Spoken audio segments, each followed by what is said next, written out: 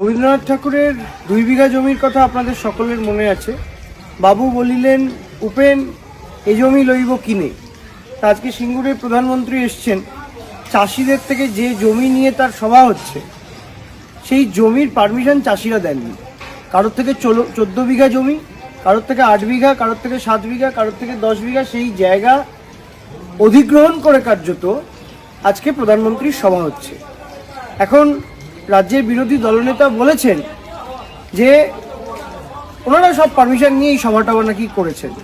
আরে ভাই, জমিটা যার তার থেকে তো পারমিশন নিতে হবে, যে জমিটার মালিক তার থেকে তো পারমিশন নিতে হবে। যার জমি, আপনি বিং আ প্রাইম মিনিস্টার হতে পারে, আপনি প্রাইম মিনিস্টার। আমরা কেন বলছি দিল্লির জমিদারদের বিরুদ্ধে আমাদের লড়াই?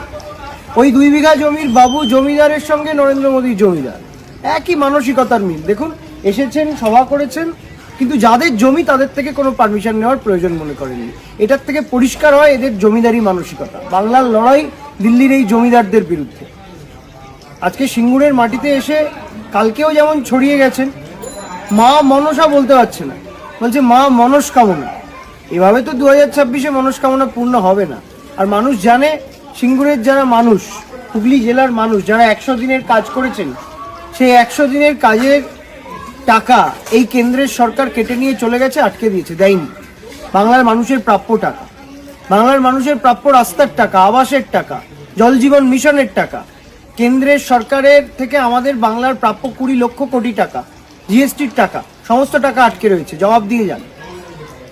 ভাষণ দেবেন, আমরা বলছি ভাষণ নয়, ভাত চাই।